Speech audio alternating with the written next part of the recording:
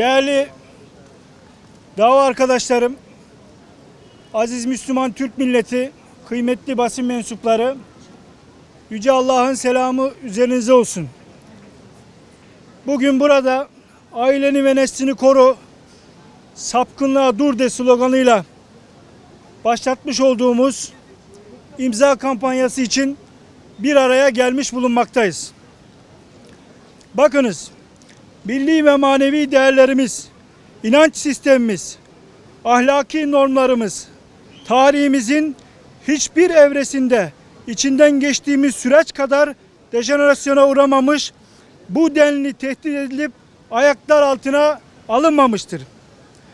Zira atalarımız bir toplumu sağlam bir biçimde ayakta tutan yegane gücün örf, adet, gelenek ve göreneklere, milli ve manevi değerlere, ahlaki kurallara, aile yapımıza sıkı sıkıya bağlılık olduğunu çok iyi biliyor ve bu hususta asla taviz vermiyor, aşırılıklara, sapkınlıklara zinhar müsaade etmiyorlardı.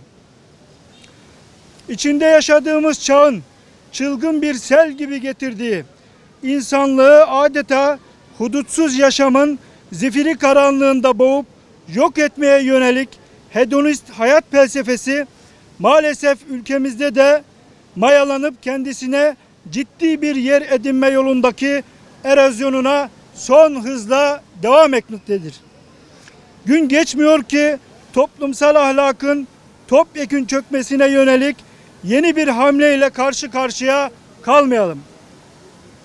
Bir zamanlar cemiyet hayatının her açıdan temiz bir şekilde yaşandığı güzel coğrafyamızda bugün her türden pespaye fiiller normalize edilerek rahatça işlenir hale getirilmiş, yeni nesillere yörüngeleri kaybettirilmiş, evlilik öncesi gayrimeşru ilişkiler ve evlilik sonrası aldatmalar olağanlaştırılmış, eşcinsellik özgürlük olarak addedilmiş, genç dimağlara hedonizmin salt hazzı önceleyen ve önemseyen zehirli tohumları ekilmiş ve nesillerimiz kahir ekseriyetle bu azgın sele kapılmış, narsist, materyalist, hedonist, egoist bireyler olarak adeta dalından koparılmış, başıboş bir yaprak misali nereye gittiğini bilmeden umarsızca oradan oraya savrulur hale gelmiştir.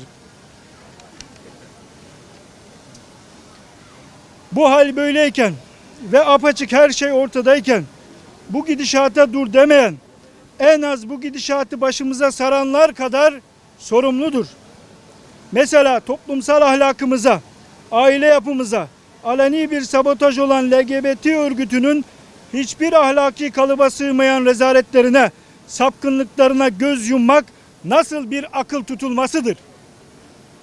Üstüne üstlük toplumsal inançlarımızla, medeniyet kodlarımızla, değerler örüntümüzle asla örtüşmeyen bu sapkın örgüte kol kanat geren, özgürlük paravanıyla sahiplenen ve meşrulaştırmaya uğraşan siyasetçiler, belediyeler, akademisyenler, iş insanları, sözde aydınlar ve birçok STK'lar ne yaptıklarının, neyi desteklediklerinin ve toplumu nasıl bir felakete sürüklediklerinin farkındalar mı?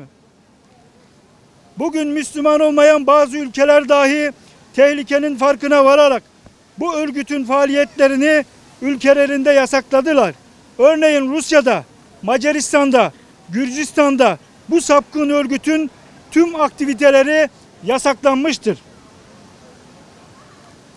Bizler bu tehlikenin farkına vararak bu örgütün sinsi bir şekilde gayrimeşru zeminden meşruiyet zemine ulaşma gayretini bir an evvel durdurmalıyız. Nesillerimizi, ailemizi, cemiyet yaşantımızı korumak ve bu ahlak terörüne kurban vermemek için uğraşmak, milliyetine ve maneviyatına bağlı, şuurlu ve ahlaklı her bir vatan evladının sorumluluğu, yükümlülüğü ve mesuliyetindedir. Cinsiyet eşitliği, akışkan cinsiyet, LGBT hakları konu başlıklarıyla gündeme taşınan sapkın fiiller, egemen güçlerin aile yapımızı ve toplumumuzu dinamitlemek adına sergiledikleri ve önlem alınmazsa ilerleyen süreçte başımıza çok işler açacak bir iğrenç oyundur. Bu üçüncü cins insan tipi oluşturarak, üremeyi durdurarak, zührevi hastalıkları yaygınlaştırarak, nesilleri saptırmaya, raydan çıkarmaya, kimliksiz ve eksensiz bırakmaya yönelik projeye karşı durmak asla hürriyet düşmanlığı değildir. Bilakis bu ahlaksız akıma karşı durmak özgürlüğün ta kendisidir. Erdemli insan olmanın bir gereğidir. Hürriyetin, özgürlüğün tanımı bu ahlaksız yapının iddia ettiği gibi her türden sapkınlığa müsamaha asla değildir.